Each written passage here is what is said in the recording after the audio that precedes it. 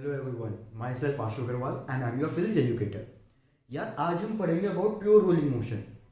जो भी हमारे व्हीकल्स हैं उनके व्हील्स वो सब प्योर रोलिंग मोशन में है।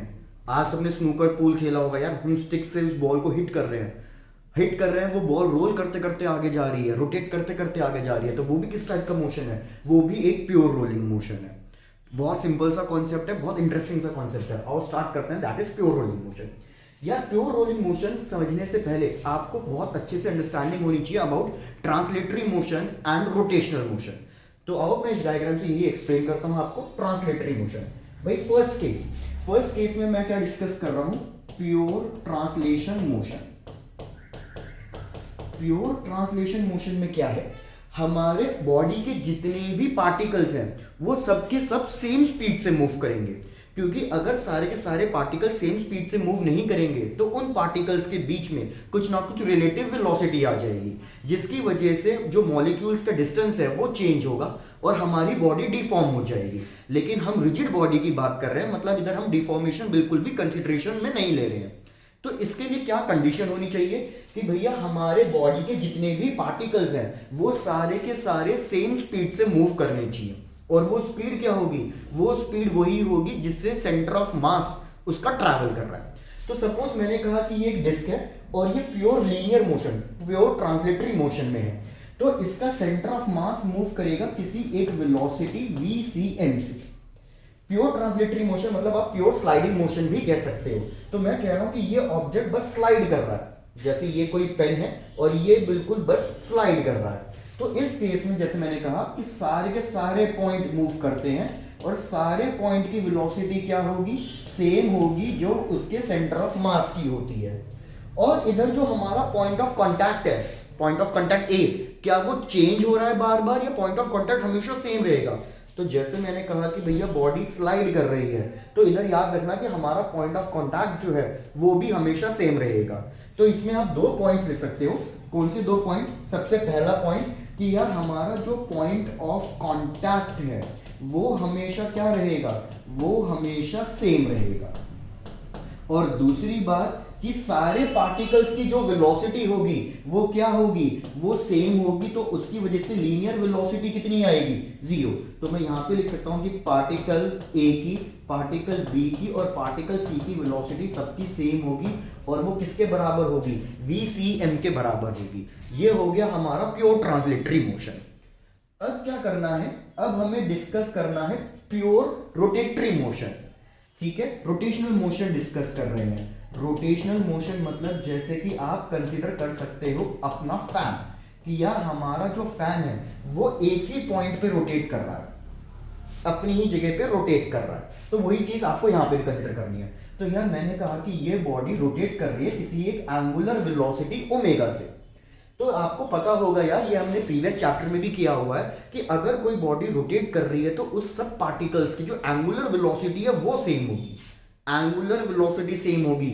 लेकिन रोटेशनल वेलोसिटी, लीनियर वेलोसिटी या टेंजेंशियल वेलोसिटी जो है वो हर एक पार्टिकल की अलग अलग होगी। क्यों अलग अलग होगी?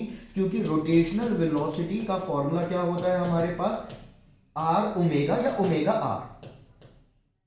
तो हर एक पार्टिकल का जो परपेंडिकुलर डिस्टेंस है फ्रॉम द सेंटर पॉइंट, ये बॉडी सेंटर पॉइंट के अबाउट रोटेट कर रही है ना, तो जो डिस्टेंस होगा सेंटर पॉइंट से हर एक पार्टिकल का वो अलग अलग होगा। सिंस वो अलग अलग होगा तो इसलिए हर एक पार्टिकल की जो लीनियर वेलोसिटी, जो मैं रोटेशनल वेलोसिटी बात कर रहा हूं या फिर टेंजेंशियल वेलोसिटी की बात कर रहा हूं, वो हर एक पार्टिकल की अलग अलग होगी।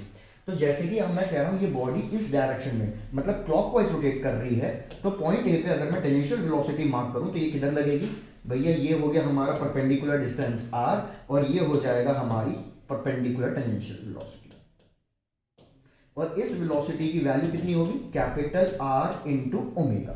सिमिलरली अगर मैं पॉइंट बी की बात करूं तो पॉइंट बी के लिए भी इधर आ जाएगी रोटेशनल वेलोसिटी VR और VR की वैल्यू क्या होगी? R omega. Where center of mass हमारा क्या रहेगा? रेस्ट पे रहेगा, क्योंकि जब कोई बॉडी रोटेट करती है तो उसका सेंटर ऑफ मास उसका रेस्ट पे है, क्योंकि R की वैल्यू भी कितनी है? 0। चेक करो, आपको ये pure translatory motion and pure rotational motion समझ में आया? तो यहाँ पे आप क्या पॉइंट्स लिखोगे, आप यहाँ पे लिखोगे कि जो हमारा पॉइंट ऑफ कांटेक्ट है क्या वो कांस्टेंट है, सेम रहेगा? नहीं, वो हमारा कंटिन्यूअसली चेंज होता रहेगा। अभी पॉइंट ए है, ये बॉडी रोटेट करेगी तो फिर पॉइंट बी आ जाएगा पॉइंट ऑफ कांटेक्ट पे। ऐसे करते करते हमारा पॉइंट ऑफ कांटेक्ट जो है वो चेंज होता रहेगा। और दूसरी बात कि इधर जो हमारे पास रोटेशनल वेलोसिटी है, लीनियर वेलोसिटी है, क्या वो सेम रहेगी? नहीं, वो हमारे पास चेंज होती रहेगी, दैट इज आर ओमेगा। तो यार इधर ए और बी के लिए परपेंडिकुलर डिस्टेंस सेम है, रेडियस है, लेकिन डायरेक्शन देखो, डायरेक्शन क्या है? अपोजिट है। पॉइंट ए के लिए वो लेफ्ट में एक्ट कर रही है, तो पॉइंट बी के लिए वो किधर एक्ट कर रही है? राइट साइड में एक्ट कर रही है। अब यार हम डिस्कस कर रहे हैं प्योर रोलिंग मोशन।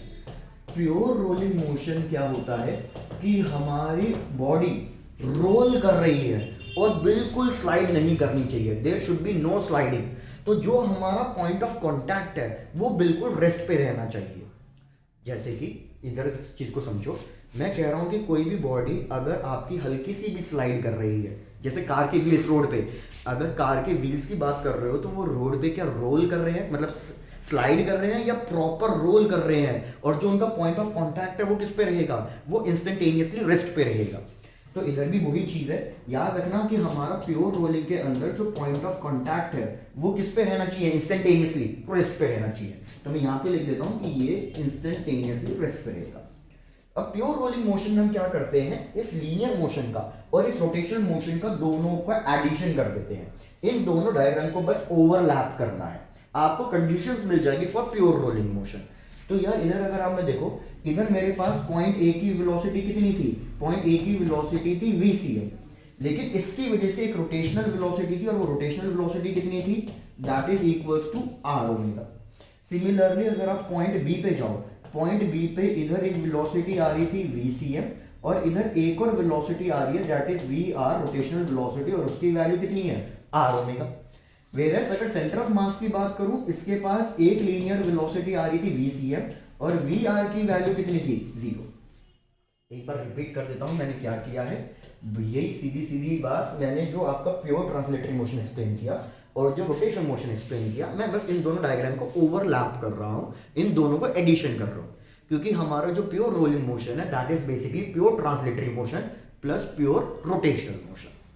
तो यार एक बार बताओ, अभी मैंने आपको एक्सप्लेन किया कि हमारा जो पॉइंट ए है वो इंस्टेंटेनियसली रेस्ट पे रहना चाहिए, और डेफिनेटली जो ये पॉइंट ऑफ कांटेक्ट है ये चेंज होता रहेगा, लेकिन जो ये मेरी बॉडी है ये इस पॉइंट के अबाउट रोटेट करनी चाहिए, इस पॉइंट के अबाउट रोटेट करनी चाहिए। तो इसलिए ये पॉइंट ए किस पे होगा? इंस्टेंटेनियसली रेस्ट पे होगा। तो यार इधर एक वेलोसिटी, इधर एक वेलोसिटी और ये रेस्ट पे है, तो क्या मैं कह सकता हूं कि हमारा जो vcm है वो किसके बराबर होना चाहिए? आर ओमेगा के बराबर होना चाहिए। ये दोनों वेलोसिटीज इक्वल एंड अपोजिट होंगी तो कैंसिल आउट होंगी और नेट वेलोसिटी हमारे पास 0 आएगी। तो ये हमें एक कंडीशन मिल गई है, this is the condition for pure rolling motion, कि भाई हमारा जो पॉइंट ए है वो इंस्टेंटेनियसली रेस्ट पे होना चाहिए, जिसकी वजह से वेलोसिटी vcm किसके बराबर आएगी? आर ओमेगा के बराबर आएगी। तो v is 0, vcm R omega के बराबर। सिमिलरली आप कैलकुलेट कर सकते हो कि हाईएस्ट टॉप मोस्ट पॉइंट की वेलोसिटी कितनी होनी चाहिए फॉर प्योर रोलिंग मोशन। तो ये हो जाएगा हमारे पास vcm प्लस vr, vcm की वैल्यू भी आर ओमेगा, उसकी वैल्यू भी आर ओमेगा, तो ये हमारे पास आ गया 2r ओमेगा। तो ये तीन कंडीशंस हमारी कहलाती हैं conditions for pure rolling motion.